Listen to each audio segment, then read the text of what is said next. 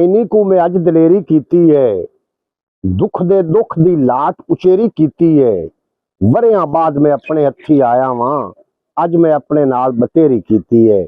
अस्सलाम वालेकुम सज्जनों बेलियो मित्रों की हाल चाल। मैं तुहाडा दोस्त मोहम्मद अली फिगर तुसीं वेखदे पे अपना चैनल पंजाबी वसे एक नवे व्लॉग दे नाल तुहाडी खिदमत च हाज़िर हां। अज दा व्लॉग साडा ट्रैवल व्लॉग है। मेरे नाल मोहम्मद खान भी ने। असीं जा रहे हैं जनाब टोबा टेक सिंह। टोबा टेक सिंह नूं टोबा टेक सिंह क्यों आखदे ने, सारियां गल्लां तुहाडे नाल शेयर करनियां ने। तुसीं साडे नाल रहना, जिहड़े रस्ते दे नज़ारे ने वो भी तुहानूं मिलणगे। ते आ जाओ फिर चलिए।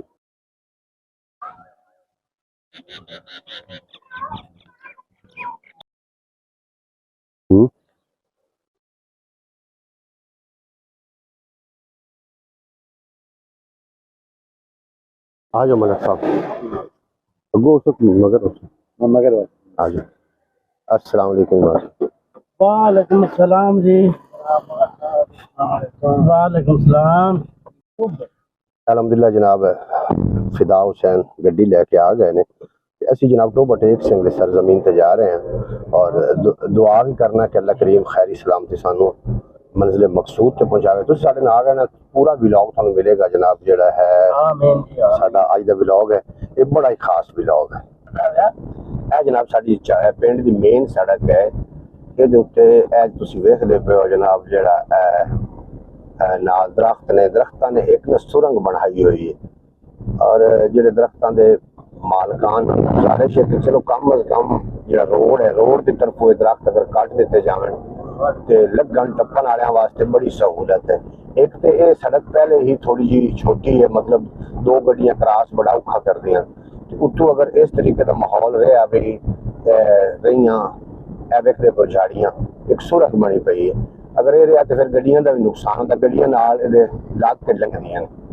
बाकी जनाब तुहानूं समझ जाना चाहिए, हुण 2025 चल रहा है, कोई पुराना दौर नहीं।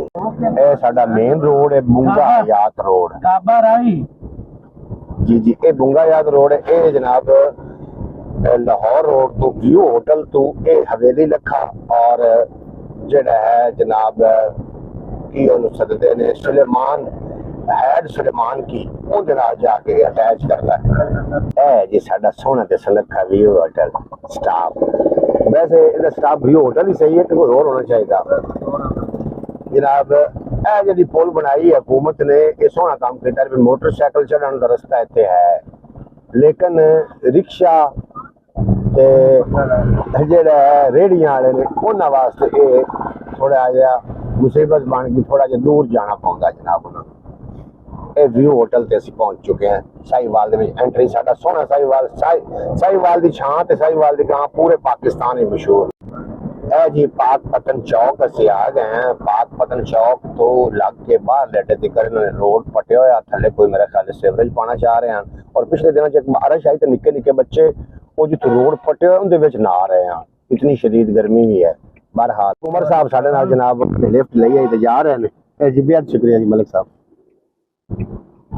बाकी साडे नाल ही रहो।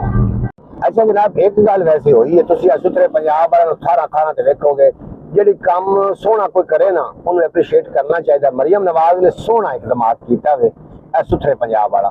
हुण ये जिहड़े लोग ने एक्टिव ने ते जिहड़ा पुलिस छड्डदे पे ये साडा जनाब पाक पतन चौक तो जोगी चौक नूं आपस दे विच मिलदा है पुल।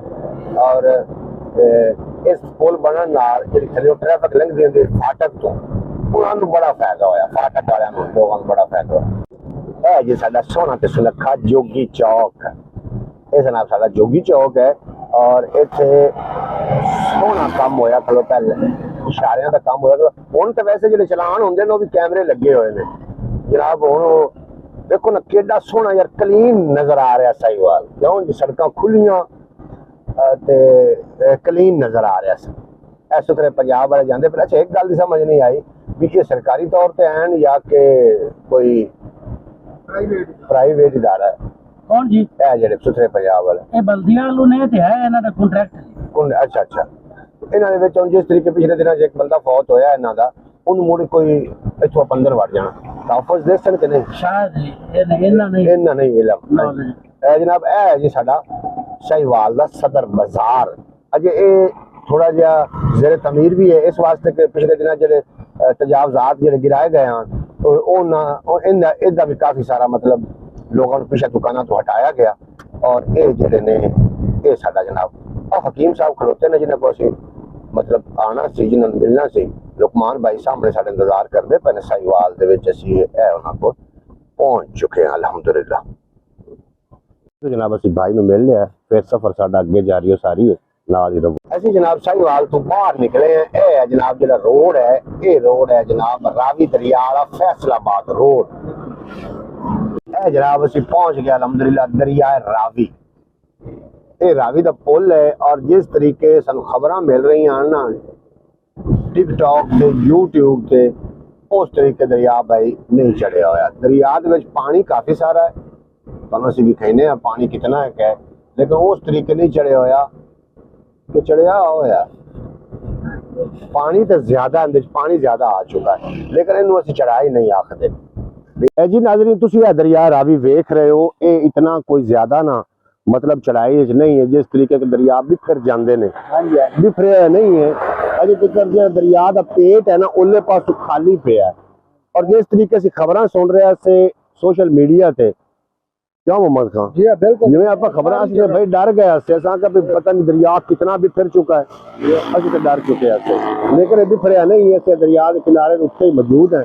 सामने दरिया वहां पे ਜਿਹੜਾ दरिया का पूरा मतलब उन्होंने एक मन बनाया हुआ है। दरिया के मन में भी पानी अजे नहीं लगा मोहम्मद खान। सोशल मीडिया ते घणियां फेक खबरां भी होंदियां ने नाज़रीन। सोशल मीडिया ते एडा घना इतबार भी नहीं किया जा सकता। पानी जरूर है, ये असीं नहीं आख रहे पानी तो जिस तरीके हाल पई हुई है भाई इस तरीके पानी साहिवाल चीचा वतनी इन्हू तबाह कर गया, इहो जी भाई कोई गल नहीं है। बिल्कुल ये ओरिजिनल अज जुमतुल मुबारक का दिन है और सुबह असी जनाब असी 7 बजे दरिया ते खलोते हैं। ये 7 का टाइम है, दरिया भी फ्रेश होया बिल्कुल कोई अगर तुहानू नजदीक दिखा देने। हाफिज सामिल साहब ने साहब इन्हां सन मिलावण है जी। हाफिज साहब को असी पहुंच गए हैं, बस ठीक है। ते असी जनाब इत्थे रामे शाह और अंजम सरोया साहब नूं मिलण वास्ते इत्थे आए हैं। हाफिज साहब दे तामन नाल तुसीं साडे नाल ही रहो, बाकी दी गलबात असीं सरोया साहब दे कोल चल के करने। रामे शाह दा वैसे भी नाम बड़ा मशहूर मरूफ है पहले भी, लेकिन सरोया साहब की होने की वजह तो पूरी दुनिया ते नाम जानिया गया रामे शाह।